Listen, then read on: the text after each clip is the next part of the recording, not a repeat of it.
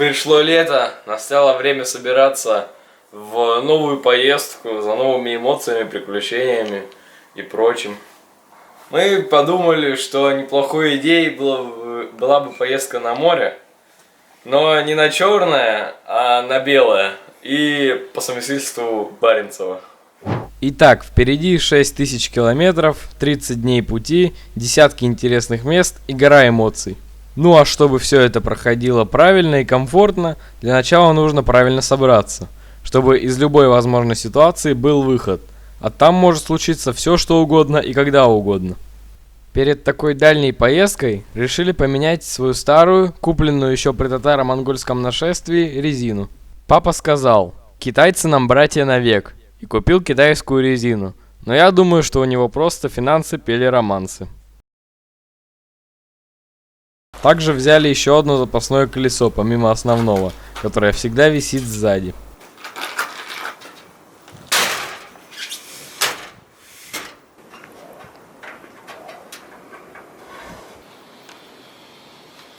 И плюсом мы еще заехали на техосмотр к старому знакомому Саше Шмидту. Он имеет большую практику по ремонту крузаков и их обслуживанию. Оказалось, что Шмидт тоже бывал на Кольском, и наш визит затянулся за обсуждением поездки с чашечкой кофе. Приехали в Мурманск, потусовались там. Но. Там довольно уныло. Стоп. Что? Там довольно уныло. Так вот, рекомендую заехать вот с той стороны, вот в этот скальный, и там посмотреть, как там прикольная немецкая дорога есть, она до сих пор сохранилась. Ты тоже по ней ехал? Да. Засад тоже нету? Не, она там все едет нормально. Она прям, она вымощена, она прикольно красивая и очень, как бы разные культуры подход, да. Там это все хорошо видно. Плюс это север, там низкое небо и так немножко мрачновато. Знаешь, в Карелии вот это все начинается, да, там эти низкие облака, которые давят, надо, это либо тебе нравится, заходит, либо, ну, как-то по настроению. Либо уходишь в депрессию, да? Да, не совсем мое. Да, мы подбухивали, короче. Кстати, по поводу маршрута, еще, знаете, что можно, как всегда, разнообразить? Вы когда Карелию проедете, вы приедете в Апатике, там есть офигенный маршрут, просто офигенный. Ну, не знаю, даже гуглить просто в интернете. Маршрут по Апатике, он там один. Ну, были засады, да? Бродики? Бродики, да. Там как таковой грязи я не припомню, но там единственное, там есть нюансы в чем, потому что ты там заехать туда легко, по этому маршруту. То есть там озера, по этим озерам едешь, речки такие, бродики переезжаешь. Вот, а потом он у тебя как логически идет эта дорога, но она приходит в тупик. Ну и долгожданный старт 1 августа 2022 года. Уважаемые телезрители, сейчас вы видите разницу в платных и бесплатных дорогах. Мы принципиально за дороги не платим, поэтому ездим тут. Ну, в принципе, ничем не хуже.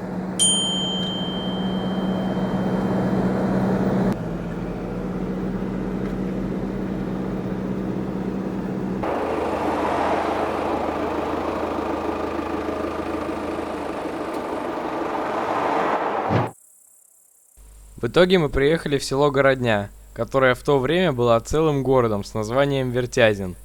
В центре стояла и стоит красивая церковь. Датой основания считается конец 13-го, начало 14 века. Это самое древнее здание в Тверской области.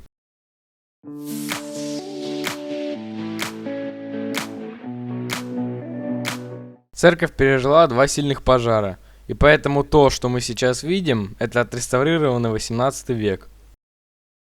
Когда Пушкина в 12 лет везли по Старому Петербургскому тракту поступать в Царскосельский лицей, ему именно в этом месте показали реку Волгу. Тут 200 лет назад Пушкин впервые увидел Волгу. Согласитесь, слово звучит как начало какого-то триллера.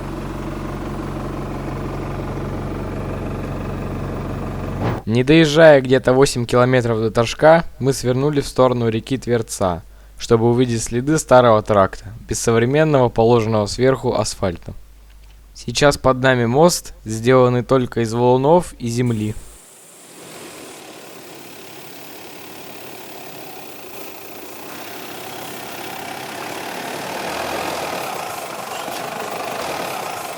А чей это мост? Ты вообще историю не знаешь? Архитектор Львов. А, вот это его мост. Да. Перед нами валунный мост архитектора Львова 1750-х годов, ну где-то в этом районе. Сохранился в первозданном виде. По нему ездят очень редко, то есть вот проселочная дорога. И мы вот сюда завернули. Здесь проходил тракт из Петербурга в Москву.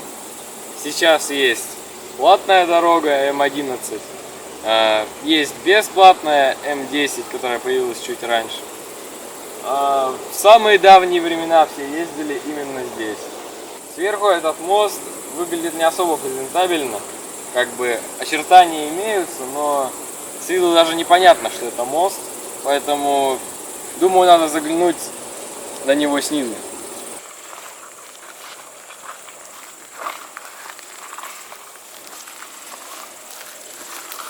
К сожалению, его слабо видно. Сейчас попробуем подойти все-таки.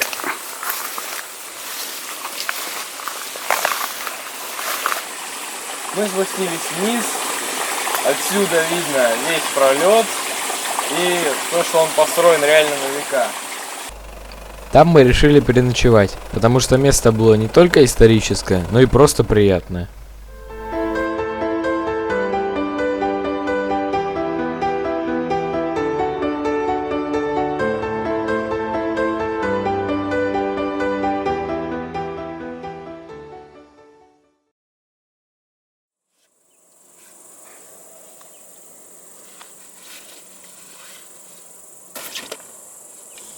Рекомендую самонадувающийся коврик.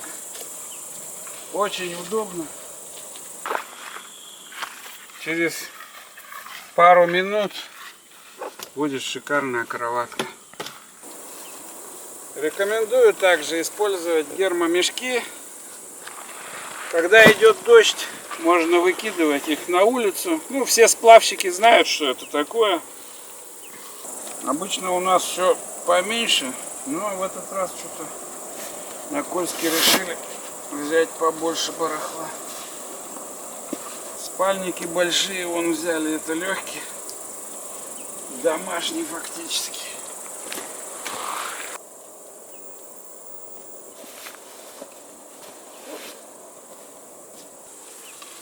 Те вещи, которые остаются, вот такие типа большие спальники на Кольске, мы забиваем на ночь сюда.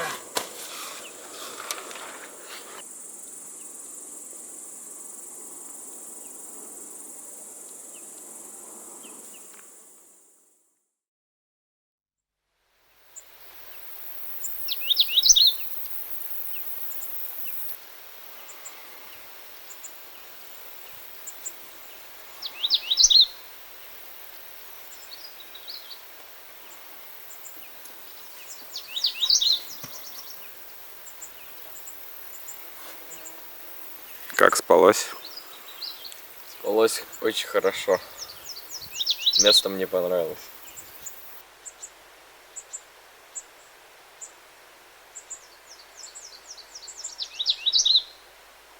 Ну что, приглашаю к столу.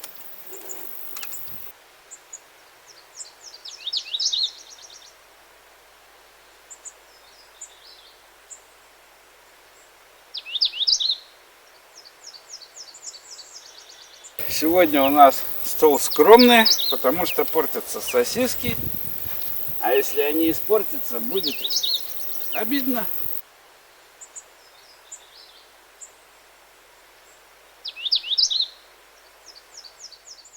Вот там на пригорке мост. Это дорога, старый тракт из Петербурга в Москву. Казалось бы, обычная такая деревенская дорожка лесная, а имела такое значение. Она идет вдоль реки. Как, Миша? Вдоль реки Тверца. Тверца. Ну, она вот тут, буквально в 10 метрах.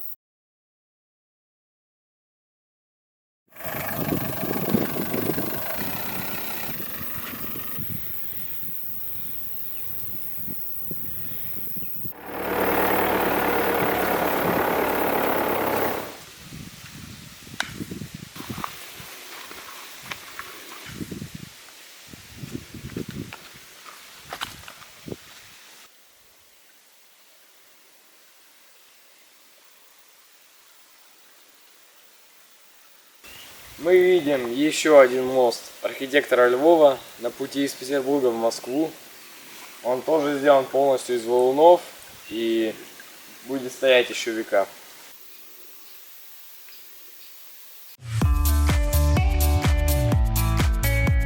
Еще в окрестностях села есть небольшой водопадик, до которого нужно идти пешком пару сотен метров. Но по факту там просто ручей, который сочится из скалы.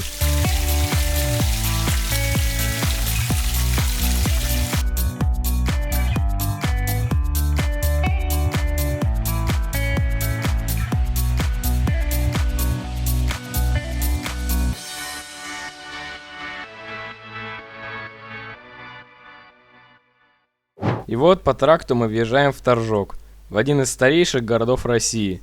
Дата его возникновения только примерная.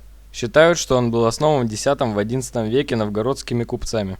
Название города происходит от слова «торг», то есть место торговли. Тут сохранилось довольно много построек 18-19 века. Например, Борисоглебский монастырь, с которого и начал расти город. Несколько раз после этого разрушался, и сейчас его постройки это 17-18 века. Спроектированные, думаете, кем? Да, архитектором Львовым.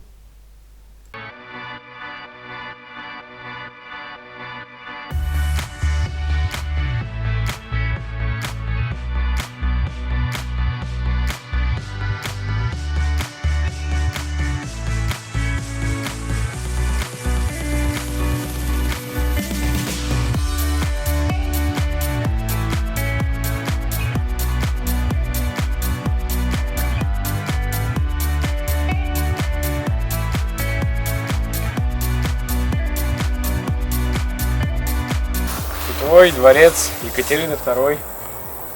Тут она, скорее всего, останавливалась. А ты почему думаешь, что он ее? Может быть, это не ей строили? Ну, отмечен, что ее. Понятно. Так называемые императорские дворцы строились для отдыха путешествующей императорской семьи. Всего на Старом тракте 24 таких здания. Некоторые поддерживаются и реставрируются, а некоторые, как этот, забытые и ненужные. Конкретно в Торжке путевой дворец был построен в 1776 году по указу Екатерины II. Главная историческая улица города Торжок. И Михаил Михайлович устал? Относительно, да. Много уже прошло. Надо подкрепиться? Надо. Ну, пойдемте.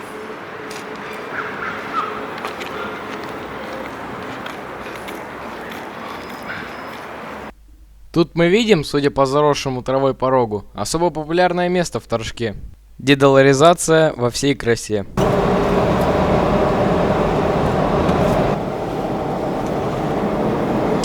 Едем по старой трассе Москва-Санкт-Петербург. Вообще никого не ездит практически. Я не понимаю. Вот Миша говорит, что все на платной. А чё тут не ездится? В смысле, деньги хочется раздавать? Так вы лучше мне их отправьте. Ну вот не понимаем, сидим и думаем, почему они тут не едут? Трасса вообще пустая, пробок нету, никого нету. Мы находимся около родового поместья Николая Львова. Усадьба расположилась на территории санатория Митино. Сейчас на консервации и вскоре будет реставрирована.